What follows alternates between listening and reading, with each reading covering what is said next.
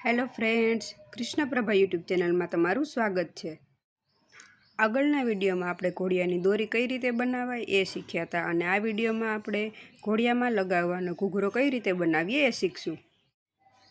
ઘૂઘરો બનાવવા માટે આપણે નારિયેળનો જે બહારનો કડક ભાગ હોય એનો આવી રીતે હાફ પાર્ટ હોય બરાબર એ લેવાનો અને 3 બંગડીનો ઉપયોગ કર્યો છે। તો આપણે નારિયેળ ફરતે મોતી ટાંકવાનું અને 3 બંગડીની ફરતે મોતીને કઈ રીતે પારી બંધાય એ પણ શીખીશું। સૌથી પહેલાં આપણે નારિયેળનો એકદમ વાટકા જેવો સરસ અર્ધગોળ ભાગ હોય એ લઈશું। ત્યાર પછી એની ફરતે જે રેસામાં લાગેલા હોય એને એકદમ ઘસીને એકદમ લીસો બનાવી દેવાનો।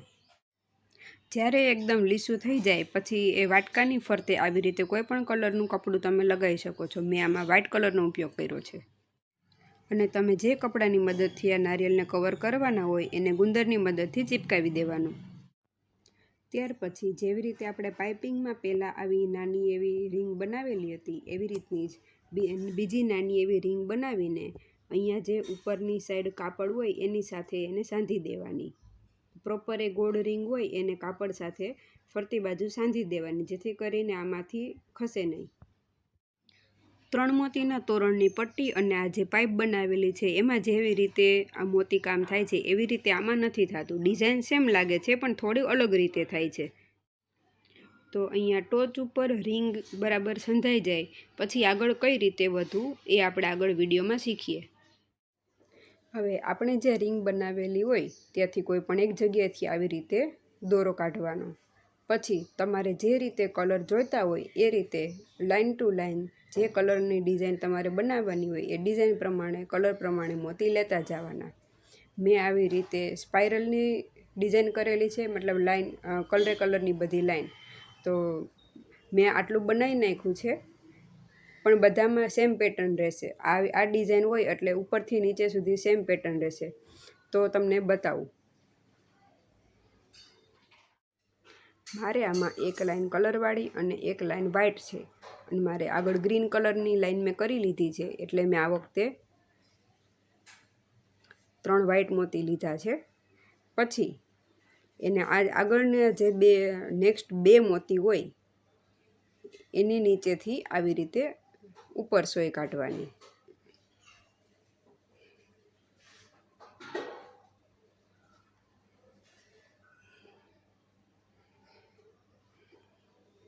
નીકળી જાય પછી જે આ 3 મોતી વધેલા છે એમાં ઉપરના મોતીમાંથી રિટર્ન લેવાની।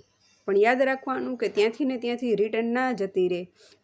દોરો આપણે નીચેથી ઉપરની સાઈડ લીધેલો છે અને કે ક્યાંથી વચ્ચે મોતીમાંથી લેવાનું છે એ કન્ફર્મ કરવા માટે આ જે નેક્સ્ટ 2 મોતી હોય એ 2 મોતીની વચ્ચે આવી રીતે દોરો થોડો ફસાઈ દેવાનો।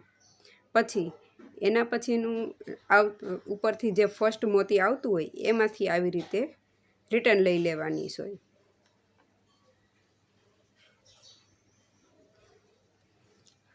આ વ્હાઇટ કલર થઈ ગયો। હવે સેમ એવી રીતે નેક્સ્ટ ગ્રીન કલર પાછો લઈશ।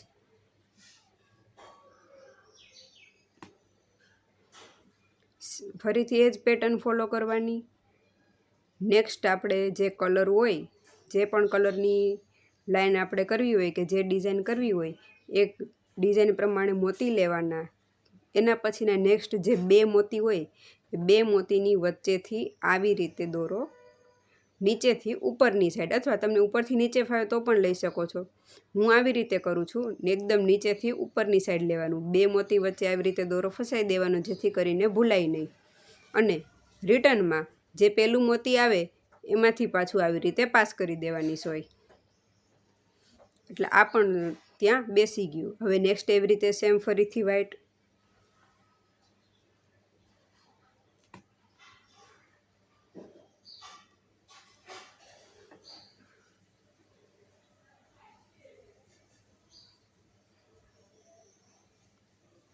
મોતીની નીચેથી મેં આવી રીતે ઉપર લીધી સોય।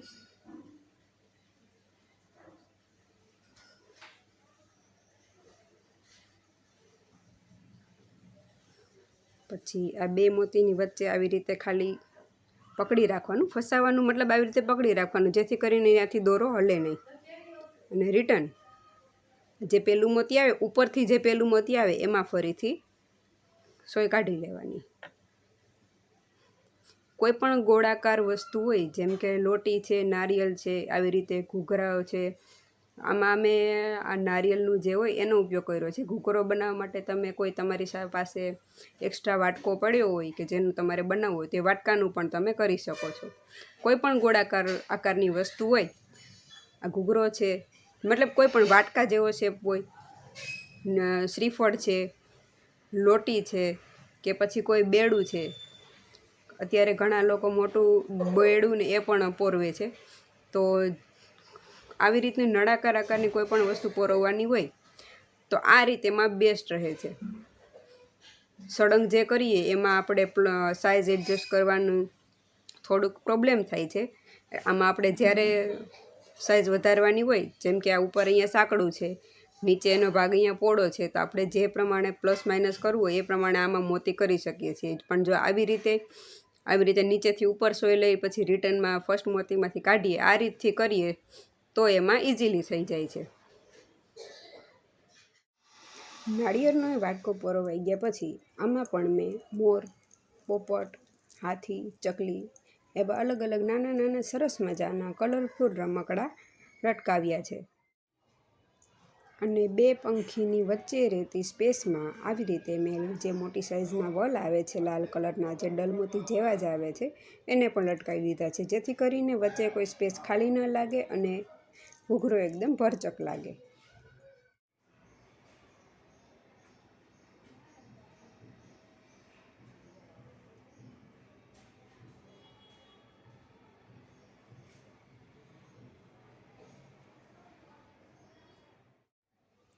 તો આપણો આ સરસ મજાનો ઘૂઘરો બનીને તૈયાર થઈ ગયો છે.